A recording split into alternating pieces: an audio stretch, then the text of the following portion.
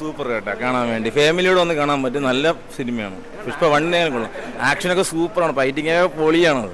കൊള്ളാം പടം കൊള്ളാം. നന്നായിട്ട് എടുത്തിട്ടുണ്ട്. ഫസ്റ്റ് പറഞ്ഞ കാട്ടിലും കൊള്ളാം. 5-ൽ 3 കൊടുക്കുക. നന്നായിട്ട് എടുത്തിട്ടുണ്ട്. അല്ലു അർജുൻ്റെ ആക്ടിങ് പക്ക. സ്റ്റേറ്റ് അവാർഡ് ലെവലെങ്കിലും ആക്ട് ചെയ്തിട്ടുണ്ട്. മറ്റേ കാന്താര ക്ലൈമാക്സിൽ കണ്ട ആ ഒരു ഫീലെങ്കിലും ഉണ്ട് ഈ സിനിമയിൽ. നന്നായിട്ട് എടുത്തിട്ടുണ്ട്. സെക്കൻഡ് ഹാഫൊക്കെ പെട്ടെന്ന് സിനിമ കഴിഞ്ഞ പോലെ ഫീൽ ചെയ്യും. 3 മണിക്കൂർ പടമായിട്ട് തോന്നിയിട്ടേ ഇല്ല. നന്നായിട്ട് എടുത്തിട്ടുണ്ട്. ഫസ്റ്റ് ഹാഫ് ചെറിയ ലാഗൊക്കെ ഉണ്ടായിരുന്നു. പിന്നെ കപ്പിൾസ് ഇരുന്ന് കാണാനുള്ളതൊക്കെ ഉണ്ടായിരുന്നു. ചെറിയ ക്രിഞ്ചൊക്കെ ഉണ്ടായിരുന്നു. പക്ഷേ സെക്കൻഡ് ഹാഫ് ഫൈറ്റ് സീന് എല്ലാം അടിപൊളിയായിട്ട് എടുത്തിട്ടുണ്ട്. കൊള്ളാം. തിയേറ്ററിൽ തന്നെ കാണാം. ഈ OTT നിന്ന് കണ്ട ഫീൽ കിട്ടില്ല. തിയേറ്ററിൽ തന്നെ കാണാം. സൂപ്പറായിട്ട് എടുത്തിട്ടുണ്ട്.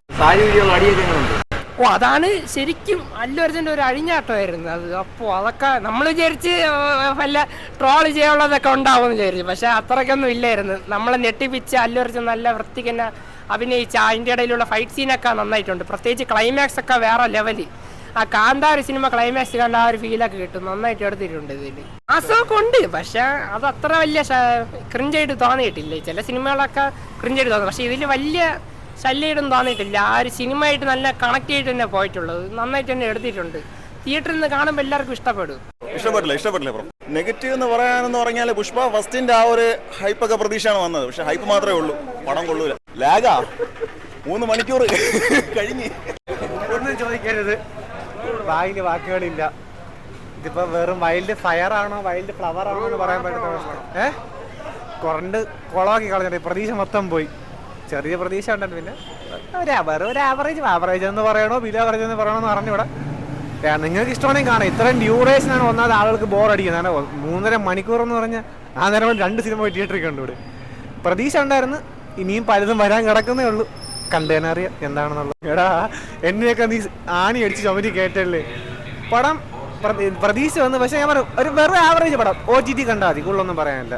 പുഷ്പരാജ് എന്ന കാമരാജ് അല്ലു അർജുൻ ക്യാരക്ടർ ശരി ഒരു ഓവർ ആയി പോയി. പിന്നെ ഫാസ്റ്റ് കിട്ടില്ല. നല്ല സിനിമ. ഒരുപാട് പൈസയാണ് കൂടുതൽ ചെലവാക്കിയത്. ആക്ടേഴ്സ് 2 കൊള്ളാം. എന്തായാലും ഫിലിം കണ്ടുകൊണ്ടിരിക്കാനും കുഴിക്കൂലില്ല ഒന്നുമില്ല. അത് ഞാൻ സമ്മതിച്ചു. അത്രേ ഉള്ളൂ എനിക്ക് പറയാൻ. കണ്ടോണ്ടിരിക്കാൻ. പിന്നെ ക്ലൈമാക്സ് കുറച്ച് ബോറായിരുന്നു. പിന്നെ കുറച്ച് ക്രിഞ്ചൊക്കെ ഉണ്ട്. സ്റ്റോറി വൈസ് കുറച്ച് മോശമായി പോയി. പിന്നെ ക്ലൈമാക്സും കുറച്ച് മോശമായി. പിന്നെ തിയേറ്ററിൽ നിന്ന് കണ്ടോണ്ടെങ്കിൽ ഫൈറ്റ്സ് ഒക്കെ ഓക്കെയാണ്. ബാക്ക്ഗ്രൗണ്ട് സ്കോർ കൊള്ളാം. ഓരോ കണ്ടോണ്ടിരിക്കാൻ കൊള്ളാം. ഒരു ആവറേജ് പടം. കൊള്ളാം. 2 കുറച്ചുകൂടി അതാണ്. പിന്നെ വലിയ കുഴപ്പമില്ല. സെക്കൻഡ് ഹാഫിൽ ലാസ്റ്റ് ഒന്ന് എൻഡിൽ ഒരു ഇതായിപ്പോയി.